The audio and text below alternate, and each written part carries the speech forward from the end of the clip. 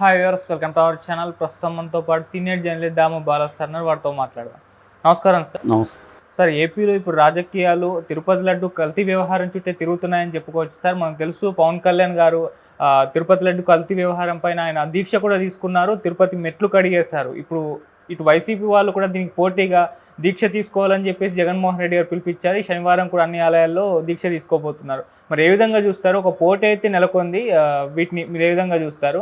అయితే అంతకుముందు చంద్రబాబు నాయుడు గారు వర్సెస్ జగన్మోహన్ రెడ్డి గారు ఉండేది సార్. ఇప్పుడు చూసుకుంటే పవన్ కళ్యాణ్ గారు వర్సెస్ జగన్మోహన్ రెడ్డి గారు అయిపోయింది. మరి ఎందుకు ఆయన రీప్లేస్ చేస్తారు? దీని వెనుక మోదీ గారు ప్లాన్ ఉంది అని కూడా అంటున్నారు. మీరు ఏం చెప్తారు సార్? మామూలుగా లడ్డు చుట్టూ రాజకీయం అనేది అనేక మలుపులైతే తీసుకుంటుంది. దీన్ని స్టార్ట్ చేసిన తెలుగుదేశం, కానీ ఇది తెలుగుదేశం హ్యాండ్స్ని కూడా దాటిపోయింది. ఎందుకంటే ఇది నేషనల్ వైడ్ ఇష్యూగా మారిపోయింది. నేషనల్ మీడియా కావచ్చు, అనేక హిందూ సంఘాలు కూడా దీంట్లో ఎంటర్ అయినాయి.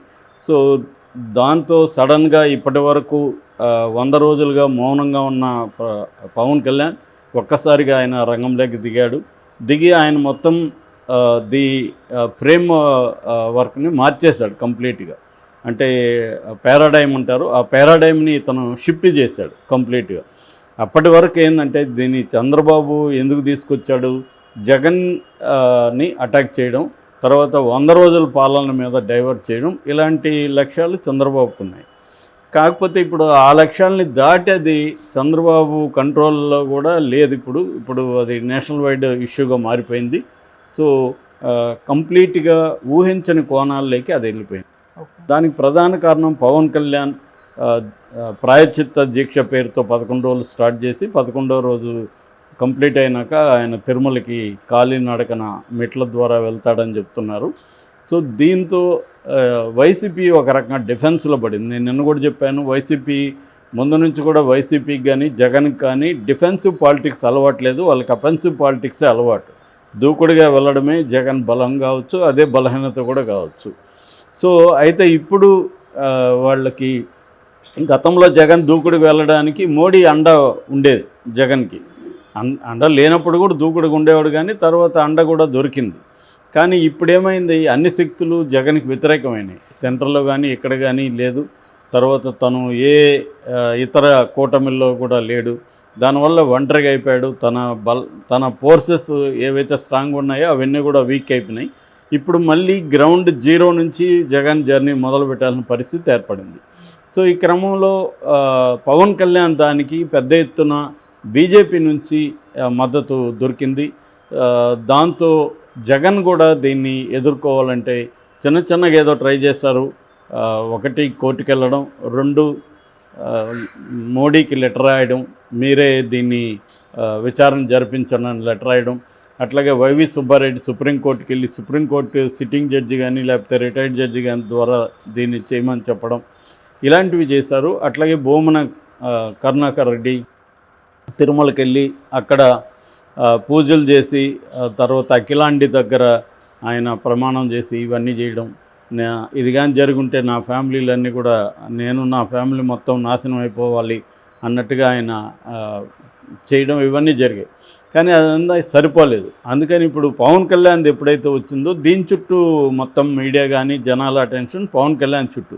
పవన్ కళ్యాణ్కి వ్యతిరేకత వచ్చింది, సపోర్ట్ కూడా వచ్చింది. వ్యతిరేకత ఏమో పవన్ కళ్యాణ్ని కొంత భిన్నమైన రాజకీయాలు చేస్తాడు అనుకున్న వాళ్ళు ఇప్పుడేమో షాక్ అయ్యారు. ఒకప్పుడు చెగవేరాతో ఉన్నాడు, ఒకప్పుడు దేవుడు లేడన్నాడు, ఇంకొక పక్కేమో వాళ్ళ అన్న చిరంజీవి కూడా దేవుడు లేడని నేను నమ్మట్లేదన్నాడు, నాగబాబు దేవుడు లేడని నమ్మట్లేదన్నాడు.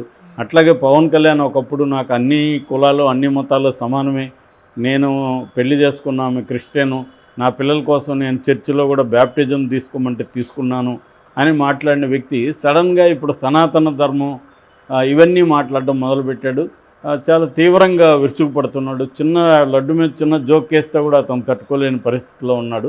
సో ఆ స్థాయిలోకి వెళ్ళిపోయేసరికి ఒక్కసారిగా రాజకీయ చిత్రం మారిపోయింది. లడ్డు చుట్టూ ఉన్న రాజకీయ చిత్రం అనేది మారిపోయింది. చంద్రబాబు సిట్టేశాడు, కానీ దాని గురించి కూడా ఎవరేమీ పట్టించుకోవట్లేదు. ఎందుకంటే అది తనకు అనుకూలమైన ఒక పోలీస్ ఆఫీసర్ ద్వారా సిట్టేశాడనే విమర్శలు ఆల్రెడీ వచ్చాయి.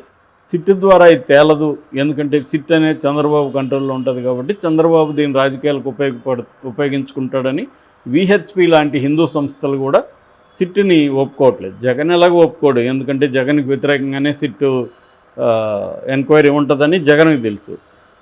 సో ఏదేమైనా అసలు విషయాలు అయితే మరుగున పడిపోయినాయి. అసలు చర్చకి రావాల్సిన విషయాలు పక్కకి వెళ్ళి ఇప్పుడు హిందూ మతం, సనాతన ధర్మం ఈ విషయాల్లోకి చర్చకి రావడం మొదలుపెట్టింది. యాక్చువల్గా జరిగింది ఏంది, లడ్డులో ఉపయోగించే నెయ్యిలో కల్తీ జరిగిందని చెప్పి టీటీడీ వాళ్ళు ఆ నెయ్యిని జూలైలో ఎన్డీడీబీకి పంపించారు. ఎన్డీడీబీ జూలై 16న రిపోర్టు పంపించింది. దీంట్లో ఫ్యాట్, రకరకాల అంటే ఫారిన్ ఎలిమెంట్స్ అంటారు. ఫారిన్ ఎలిమెంట్స్ అంటే వెజిటబుల్ ఆయిల్స్ కావచ్చు, వెజిటబుల్ ఫ్యాట్ కావచ్చు, అట్లాగే యానిమల్ ఫ్యాట్, బీఫ్ ఫ్యాట్ ఇవన్నీ కూడా కలిసాయి అనేది అది ఇచ్చింది. అయితే ఆ రిపోర్టు మొత్తం కూడా ఎక్కడ బయట పెట్టలేదు వీళ్ళు అఫీషియల్గా.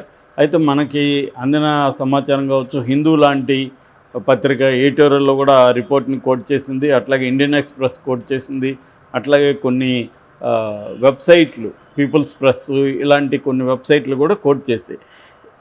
అందులో క్లియర్గా ఆ సంస్థ ఏం చెప్పిందంటే ఇది వాంటెడ్లీ కలిపారా లేదనేది తేల్చలేని పరిస్థితి.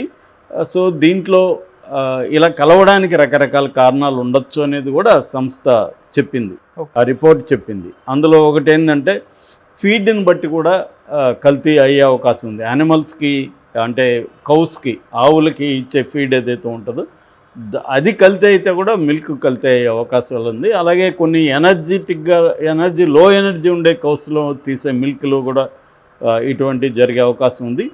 అట్లాగే టెక్నికల్ ప్రాసెస్లో మిల్క్ని ప్రాసెసింగ్ చేసే క్రమంలో కూడా ఇటువంటివి యాడ్ అయ్యే అవకాశం ఉంది. తర్వాత ఫాల్స్ పాజిటివ్ వచ్చే అవకాశాలు కూడా ఉన్నాయి. మనం కూడా ఇప్పుడు టెస్టులు చేసుకుంటే ఒక్కొక్కసారి పాజిటివ్ వస్తుంది, మళ్ళీ పోయి వేరే దగ్గర టెస్ట్ చేసుకుంటే నెగిటివ్ వస్తుంది, ఎందుకంటే పాజిటివ్ వచ్చి ఉంటుంది. నేను కూడా పర్సనల్ కూడా ఫేస్ చేస్తాను. ఆ మధ్య ఒకటి చేస్తే పాజిటివ్ వచ్చింది, డౌట్ వచ్చింది, మనకేమి బాగానే ఉన్నాం కదా పాజిటివ్ ఎందుకు వచ్చిందని. తర్వాత పోయి వేరే దగ్గర చేసుకుంటే నెగిటివ్ వచ్చింది, మళ్ళీ ఇంకొక దగ్గర కూడా చేసుకున్నాం, ఎందుకు మళ్ళీ నెగిటివ్ వచ్చింది. సో దాన్ని బట్టి మనకేం లేదులేని ప్రశాంతం ఉంది. మామూలుగా ఇవాళ హాస్పిటల్స్ కూడా చాలామంది కావాలని పాజిటివ్ రిజల్ట్స్ ఇస్తారు, ఎందుకంటే ఫేక్ ట్రీట్మెంటు లేకపోతే వాళ్ళ దగ్గర జాయిన్ చేయించుకోవడం కోసం స్టంట్లు లాంటివి కామన్ అయిపోయినాయి, వేసేస్తారు.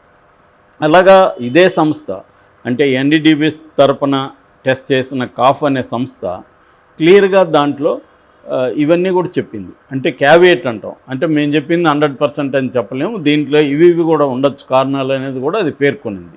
మామూలుగా ఇలాంటివి వచ్చినప్పుడు ఫాల్స్ పాజిటివ్ అని అదే చెప్తున్నప్పుడు జనరల్గా మనం ఇప్పుడు నేనేం చెప్పాను, నాకు టెస్ట్లో పాజిటివ్ వస్తే నేను ఇంకొక దగ్గర చేసుకున్నాను, వీళ్ళెందుకు ఇంకొక దగ్గర చేయలేదు అన్న ప్రశ్నలు కూడా నేషనల్ మీడియా అడుగుతుంది. ఒకసారి డౌట్ వచ్చినప్పుడు దాన్ని డౌట్ లేకుండా ఇది వేరే సంస్థలు, ఢిల్లీలో చాలా సంస్థలు ఉన్నాయి, నేషనల్ ఫుడ్ కార్పొరేషన్కి సంబంధించిన ల్యాబొరేటరీస్ ఉన్నాయి, వాటిలో ఎందుకు చేయలేదు, రెండోది టెస్ట్ మూడో టెస్ట్ చేయకుండా ఎందుకు తొందరపడి బయట పెట్టారు అన్న ప్రశ్న మీడియా అడుగుతుంది, నేషనల్ మీడియా. రెండవది, ఎప్పుడు గుజరాత్ ఎన్డీడీబీకి సంబంధించిన టెస్ట్కి ఇప్పటివరకు ఎప్పుడు ఇవ్వలేదు.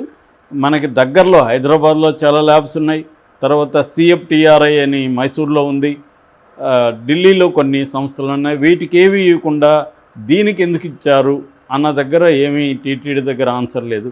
అలాగే జూలై 16న రిపోర్ట్ వస్తే సెప్టెంబర్ వరకు ఎందుకు వెయిట్ చేశారు, 2 నెలల పాటు ఎందుకు వెయిట్ చేశారు, అది కూడా అఫీషియల్గా టీటీడీ చెప్పకుండా క్యాజువల్గా ఒక రాజకీయ మీటింగ్లో ముఖ్యమంత్రి చెప్పడం ఏంటి అన్న డౌట్లు కూడా వాళ్ళు ఎక్స్ప్రెస్ చేస్తున్నారు. సో దాని తర్వాత ఏంటంటే ఇది ప్రాపర్గా ఒక ఎంక్వైరీ, ఒకవేళ రిపోర్ట్ ఇచ్చింది, రిపోర్ట్ మీద ఎంక్వైరీ చేసి నిర్ధారించి ఏం జరిగింది ఎలా జరిగింది అనేది చెప్పకుండానే దీన్ని రాజకీయాలకు బయట పెట్టేసి ప్రజల్లో మత కలహాలు రేకెత్తే విధంగా మాట్లాడడం కరెక్టా అనేది కూడా హిందూ కావచ్చు, నేషనల్ మీడియా కావచ్చు అడుగుతుంది ఇవాళ. సో ఇవన్నీ పక్కన పెట్టి చంద్రబాబు సిట్టేశాడు. సరే, సిట్టు ఆయన చేయగలిగింది అదే, ఆయన ఆధ్వర్యంలో సిట్టేస్తారు. ఇప్పుడు కేంద్ర ప్రభుత్వం దీని పట్ల ఎట్లా స్పందిస్తుందనేది చూడాలి. అట్లాగే సుప్రీంకోర్టులో కూడా 4-5 పిటిషన్లు దీని మీద పడ్డాయి కాబట్టి సుప్రీంకోర్టు ఏం మాట్లాడుతుందని చూడాలి. ఇది ఒక పక్క ఉంటే దీన్ని మత కలహాలకి దారితీసే విధంగా మతాల మధ్య గొడవలాగా చిత్రీకరించడం అనేది మొదలైపోయింది. పవన్ కళ్యాణ్ ఒక పక్క మొదలుపెట్టాడు, ఒక పక్క తెలుగుదేశం మీడియా మొదలుపెట్టింది, మరోవైపు బీజేపీ నేషనల్ స్థాయిలో బీజేపీ సోషల్ మీడియా కూడా రంగంలో ఎదిగి ఈ సంస్థ ఏదైతే ఉందో ఏఆర్ ఫుడ్స్ అనేది పాకిస్తాన్లో ఇంకొక ఏఆర్ ఫుడ్స్ ఏదో ఉంటే దాని సైట్లోకి వెళ్ళి దాని డైరెక్టర్ల లిస్టు అంతా తీసుకొచ్చి ఇది దిండిగల్లో, తమిళనాడులో దిండిగల్లో ఉన్న ఏఆర్ సంస్థలో అంతా ముస్లింలే ఉన్నారు చూడండి, సో ముస్లింలు ఉన్నదానికి వీళ్ళు ఇచ్చారు సార్ నెయ్యి సప్లై చేయమని అనే ఒక వాదనని, ఒక ఫేక్, ఇది ఫాల్స్, దీన్ని కూడా తీసుకొస్తున్నారు. సో ఇది పవన్ కళ్యాణ్ ద్వారా బీజేపీ రంగంలోకి దిగి తెలుగుదేశాన్ని పక్కన పెట్టి ఈ అంశాన్ని తాము ఉపయోగించుకోవాలనేది బీజేపీ ప్లాన్. ఎందుకంటే బీజేపీకి ఎక్కడైనా హిందూ మతానికి సంబంధించి ఏ విషయం దొరికినా అది తనకు ఉపయోగించుకుంటుంది. సో అదే ఇప్పుడు ఉపయోగించుకుంటుంది. ఎందుకంటే రేపు పొద్దున 2029లో కూడా చంద్రబాబుతో ఉంటారు వీళ్ళిద్దరని గ్యారంటీ లేదు ఎవరు, పవన్ కళ్యాణ్ బీజేపీ. ఎందుకంటే రేపు నెక్స్ట్ లోకేష్ సీఎం అవుతాడు తప్ప పవన్ కళ్యాణ్ని సీఎం చేయడానికి చంద్రబాబు ఒప్పుకోడు. సో ఒప్పుకోనప్పుడు చంద్రబాబుని పక్కన పెట్టి పవన్ కళ్యాణ్ బీజేపీ కూటమిగా వెళ్ళే అవకాశం ఉంది. సో అందుకని దీన్ని ఉపయోగించి మనిద్దర బలం పెంచుకుందామని పవన్ కళ్యాణ్కి బీజేపీ చెప్పిందని అంటున్నారు. సో దీనికి జగన్ ఇప్పుడు శుక్రవారం ప్రతి గుళ్ళోనూ ప్రాయచిత్తం ఆయన కూడా బయలుదేరాడు. ఆయన తిరుమలకు కూడా వెళ్తున్నాడు. మరి తిరుమలలో ఆయన కూడా ప్రమాణం చేస్తాడా లేకపోతే ఏం మాట్లాడతాడని చూడాలి. ఏదేమైనా ఈ లడ్డు రాజకీయం అనేది ఇంతటితో ఫుల్ స్టాప్ పడేట్టుగా కనిపించట్లేదు. Okay sir, thank you so much sir.